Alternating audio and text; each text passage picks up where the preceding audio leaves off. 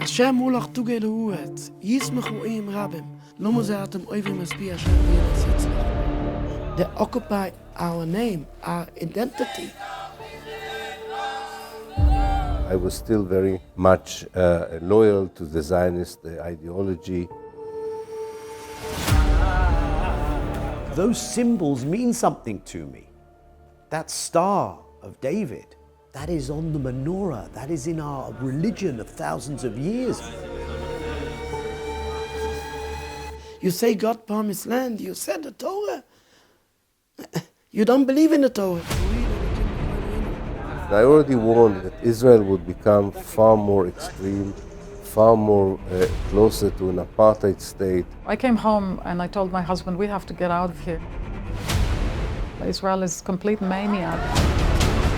We call it in political science failed state. This is really a collapse of a state.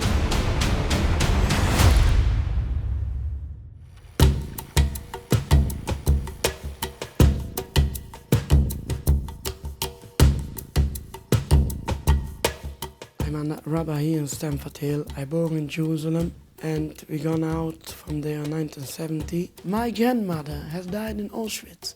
My father was a big leader of the Turkate in Jerusalem. He himself was a Holocaust survivor. I live in the Haredi Orthodox Jewish community. People looks like me, have a beard. This type of Haredi Jews, Hasidic Jews, Orthodox Jews, many names people give for these Jews. They have businesses, the prayers, the education for children, and that's all.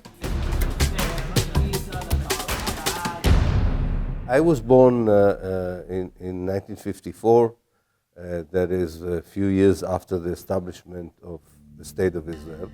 My parents came from Germany in the early 1930s and lost most members of their family in the Holocaust. I grew up in the city that I was born in, Haifa, and probably had a conventional Israeli Jewish upbringing and experience more or less until I finished my military service in 1974.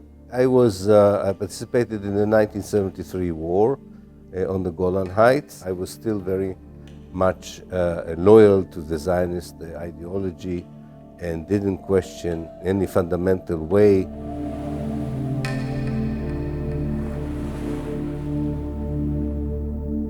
My family were very Zionist, but when you grow up in that, you don't actually know that they're Zionist. They were very loyal to the State of Israel. It took me a very, very long time to begin to wake up to what Zionism is and shape my opinion about it. I come from a quite religious home. Most of my grandparents on my mother's side family perished in the Holocaust. When I was young, to go through a Jewish day school, to go to Zionist youth movements, and for Israel to be a central piece of one's identity, to go to Israel camps. There is an Israel that exists in the mind of Jews who live on the outside that is increasingly distant from the Israel that exists in reality. When you go and live there, you're confronted with that reality. And so the act of living there is the act of saying, okay, what is going on here? My father used to live there.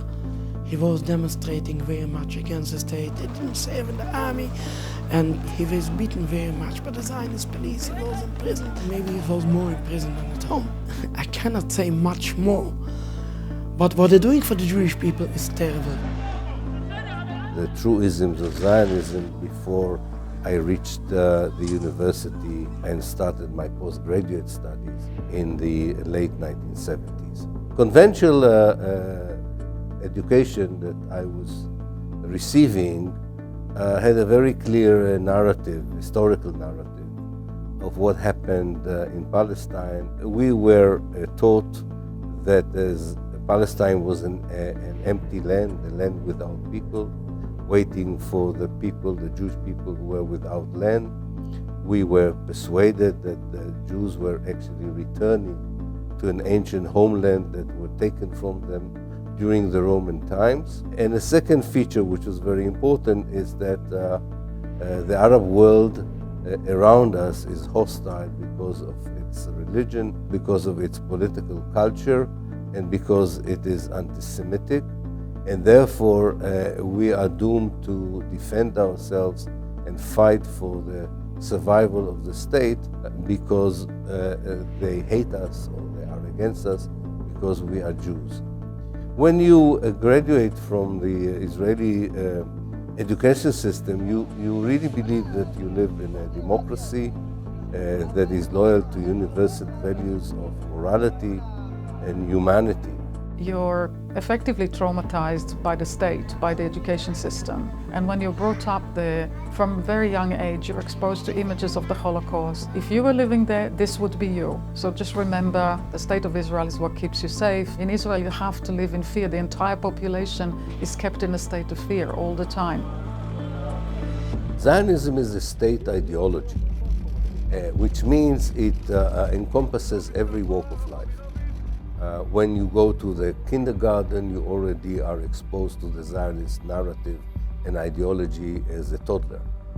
And then you will be exposed to it in elementary school, high school, in the army, according to that nationality law. Between the River Jordan and the Mediterranean, that is all over historical Palestine, only one nation can exist, the Jewish nation. No other nation. And not only that, this law says that in order to assert the Jewish identity of the land of Israel, Eretz Israel, you need to continue to colonize, to settle, and to reject anyone who is not a Jew, who does not accept that all of historical Palestine is a Jewish state. That is the essence of Zionism. When I was growing up, and now the Palestinians are compared to Nazis. They're not seen as human beings at all. The vast majority of Israeli Jews are supporting the Zionist project. Israel is complete mania. Zionists were only invented 200 years ago! It's not a simple thing to do. When you find out that your group is doing really bad things and you realize that it's really actually very, very unwell, immoral, it's killing people, it's basically a genocidal. I, at some point, realized that I had to choose between loyalty to my group and my own values. I came home and I told my husband, we have to get out of here. I didn't want to live in fear. I renounced my Israeli citizenship in 2001. In fact, I feel liberated, having left, not just leaving the state itself and renouncing citizenship of Israel, but mentally leaving the mindset of Zionism has been incredibly liberating. It was considered a big, big betrayal to want to leave. They were horrified when they heard that I was leaving, and they said, you can't leave, you will never have any friends, you know, they'll come after you. These are the kind of messages that I got, and I'm not kidding. Israel was never ready to accept the Palestinians as they are. Israel never acknowledged the crimes of the Nakba, of the expulsion of Palestinians, and there is an unwillingness within Zionism to meaningfully challenge that extremism. There is an attempt, especially on the outside, to portray Zionism as something that should be beyond questioning even, something so obvious and benevolent. The Jewish people have a right to self-determination. How could one in any way challenge this? The question of why are you conducting war crimes against the Palestinian civilian population within a broader context of what is legally a regime of apartheid, as designated by not only human rights groups inside Israel, not only international human rights groups, but also now the International Court of Justice. Would you rather have that conversation? Or why are you singling me out because I'm a Jewish state, you must be anti-Semitic? You're just like the Nazis. I already warned in 1999 that Israel would become far more extreme, far more closer to an apartheid state, that it would be far more ruthless towards the Palestinian in its methods, and would constitute a danger to the stability of the region as a whole. But I did not predicted to be so cruel. If you live in Israel and you declare yourself openly to be an anti-Zionist, if you are a professor in history in a university and you teach your students that Zionism is colonialism, or that what Israel did in 1948 is ethnic cleansing, you clash directly with the narrative, the historical narrative, and the ideology that your government wants you to teach. They see you as a traitor, they don't accept your criticism, and you get death threats, and you are being ostracized, boycotted, and so on. Like so many of my anti-Zionist Jewish friends, I was labeled too as a self-hating Jew. They occupy our name, our identity, and they're speaking in our name in all these murder acts. What they're doing in my name, in our name. Everybody knows the history, knows that Jews have a golden life in all Muslim countries for centuries. How can people be so blind? Just open their eyes. I go in many times to demonstrations, and the police stops me before I come in. Where are you going? I go in there to demonstration. What? They're going to kill you. I thought, don't worry, just look, I show you a miracle. I go in between hundreds of thousands of Muslims. Nobody will touch me. You don't have to protect me. Just look. I'm coming every time among Muslims. I never see any anti-Semitism at all.